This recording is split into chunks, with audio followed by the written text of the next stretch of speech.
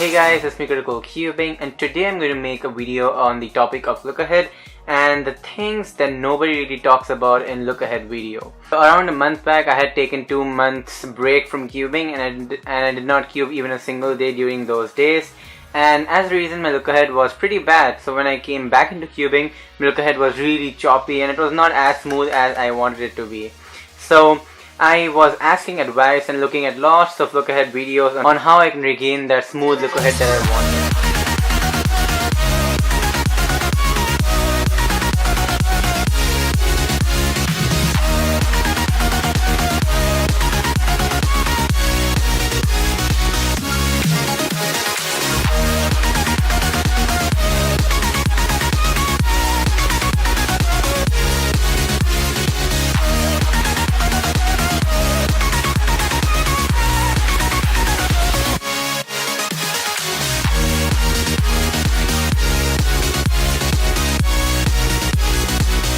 At that moment, I realized that there are lots of things that people don't cover in look ahead videos. But today, hopefully, I will cover the things that I think are important during the look ahead. So, people have a misconception about look ahead that it starts during the F2L. No, this is a huge misconception, and look ahead starts during the inspection. So, if I scramble my cube up, then the moment you start your inspection, that is the moment your look ahead starts. So you're looking at all of your cross pieces and options. So in here, I know it's like if I do a quick and dirty cross, then I know that the way I will solve the cross, this block at the back will be preserved. And I see this pair, so I can actually preserve this pair as well.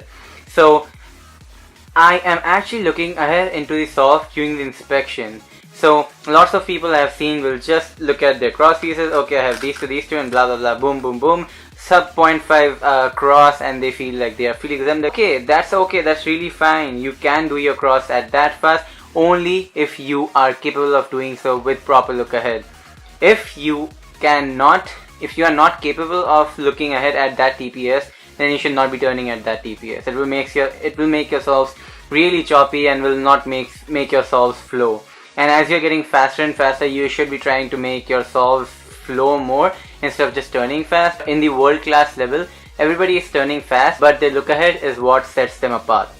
So let's go back to the cross example. I see this F2L pair which I want to preserve. So while I'm inspecting, I am trying different combinations of cross solutions which will preserve this F2L pair. The easiest way to preserve this F2L pair is just take it out of the equation. Then the more you can solve your cross like normal. You have this F2L pair in here, and you can just insert it at the back easily like that. So this look ahead to my pair actually started during my inspection. So look ahead starts during an inspection and not during your F2L. And the whole throughout the solve, we are looking ahead to what we are doing next. So first I'm going to talk about the look ahead during the cross. So at this point, when you are getting faster, you should already know how to solve your cross pieces just by looking at it. So I see these 4 cross pieces and I know I have to put in the orange, then I'll put in the green, and then I'll put in the red. So once you have the cross solutions, you should be looking at your first F2L pair. And when you're beginning off, you won't be able to just predict where your first F2L pair will end up. And in those cases, you have to track. Up until 10 seconds, I used to just take a note of a corner or edge that will be in a good position once I do the cross, and while I'm doing the cross, I just track the pieces. So for example, let's take this. So for solving the cross, I will do and move this aside, and then I'll do this, so that moves there, this, insert, and because I was tracking this, while I insert this red, if I just insert it normally, this gives me a bad F2L pair, so I'll just insert it like that so as to get a better F2L pair. So I fix my cross and do this as my first pair. So that is how you look ahead during your cross.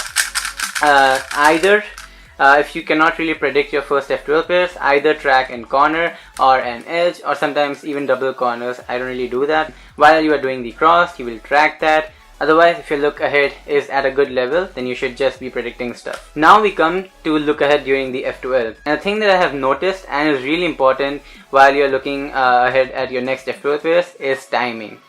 Now, I've seen videos where people talk about slow solving, so like you take a note of some pairs, let's just take anything, you take a note of this pair and you just slow solve and like see other things like that, and then you solve this, and then okay, that is okay and you can practice that, but that does not actually teach you much about timing.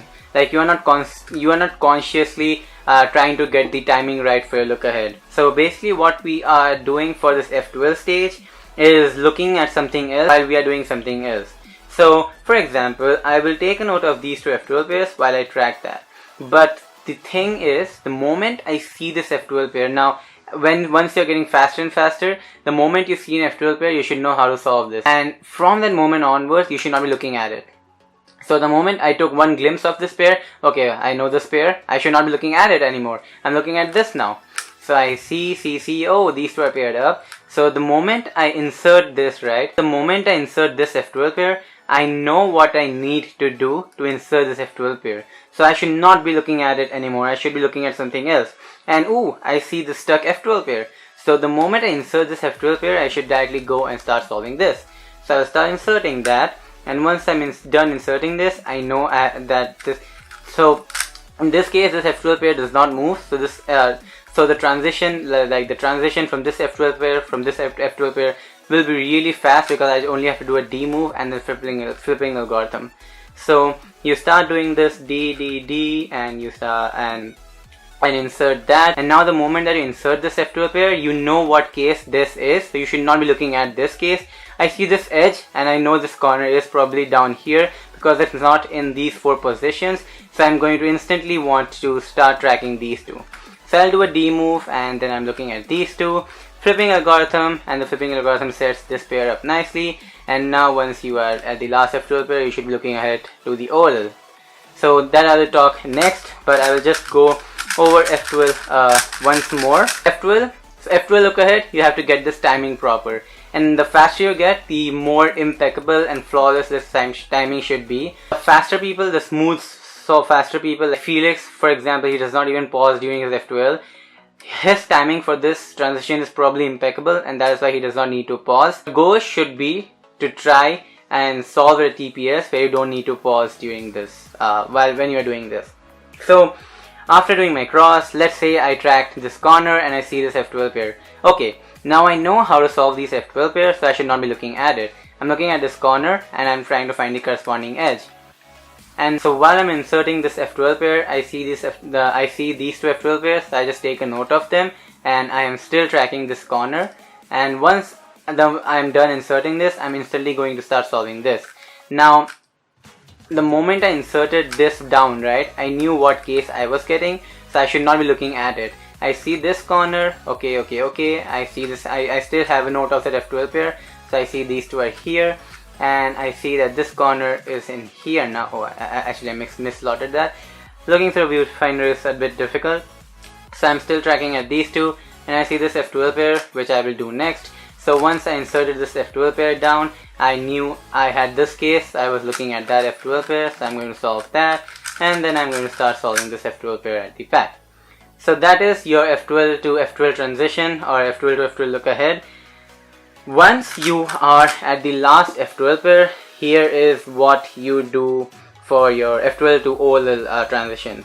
And you see this in some of the faster people solves where they don't even need to pause for their OLL, like OLL recognition. So once I'm done inserting the F2L pair, I have to look around and recognize the OLL. But faster people don't even need to do that.